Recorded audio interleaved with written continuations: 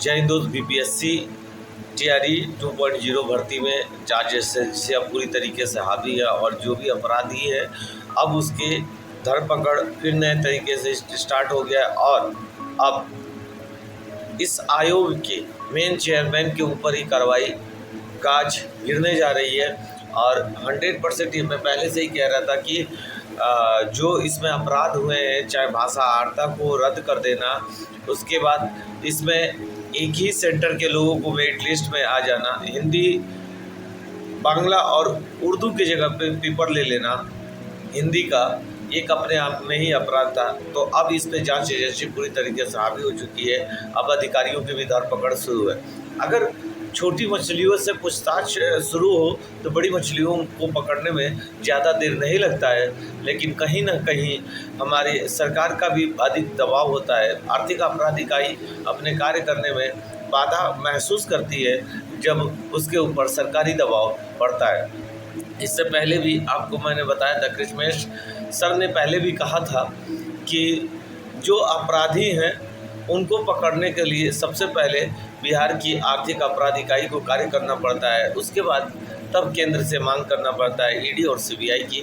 तो अब आर्थिक अपराध इकाई पूरी तरीके से काम कर रही है और इनकी जल्द से जल्द गिरफ्तारी होगी। बीपीएससी टीआरई 3.0 जो परीक्षा तिथि है उसमें आपको पता है कि फिर से बदलाव किया गया है। और बदलाव का मुख्य कारण आपको मैं पहले से ही बता रहा हूँ। आप देखना, इस परीक्षा में भी पेपर ये लोग आउट करा देंगे। और मेरे को इनके ऊपर संदेह है पूरा कि जब ये तीनों बार का पेपर आउट हो चुका है तो इस बार का भी ये लोग पेपर आउट कराएंगे और उसके बाद ये लोग कहेंगे कि मैंने जो पेपर कराया वो सही है।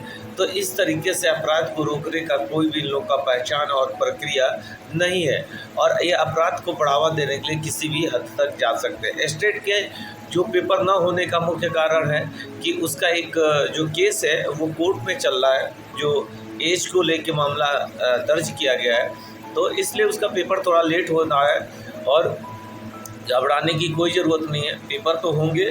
पेपरों में पास होना आप लोग को आवश्यक है और जब तक पेपर में पास नहीं होंगे तब तक आपको बिहार बीपीएससी द्वारा टीजीटी पीजीटी या छोटे क्लासों का पेपर आपको देने को नहीं मिल पाएगा। तो आप लोग को हमेशा अपने आप को सतर्क रहना होगा, साथ में हर भाई को ही जोड़ना होगा, सतर्क करना होगा कि जो अपराध इकाई है अपनी कार्य को पूरी तरीके से कर सके, सही प्रणाली की में कार्य करके उन अब अधिकारियों के साथ साथ उन मंत्रियों की भी धरपकड़ शुरू हो जो करोड़ों रुपयों का खेला करके बिहार राज्य को बदनाम करने का पूरी तरीके से इन लोगों ने एक क्रिया रख रचा है। और उसको रोकने का पूरे भारतवर्ष में इस समय आगाज किया जा चुका है। उत्तर प्रदेश में भी गिरफ्तारियां उच्च अधिकारियों की हुई जिसमें पुलिस पेपर को आउट किया गया था, लेकिन बिहार में आखिर क्यों अपने ही छवि को गिरते हुए सरकार देख रही है और उन अधिकारियों की गिरफ्तारी से बचा रही है जो कि सरकार की ही छवि को गिराने और धूमिल करने में अपना सहयोग दिया है।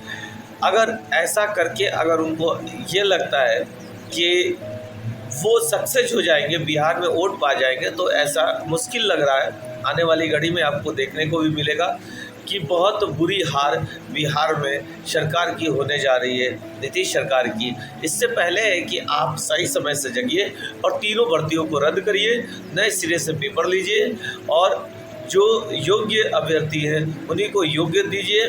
और जो अदर स्टेट है उसका 10% का आरक्षण है तो उनको 10% के अंदर ही रखिए। आप 10% की जगह 20% भर्ती कर ले रहे हैं, 20% आरक्षण दे रहे हैं। इससे तो हम बिहार के लोगों का स्थानीय आप द्वारा खा लिया जा रहा है। तो हमारे जीवन में कहाँ से नौकरी रहेगी?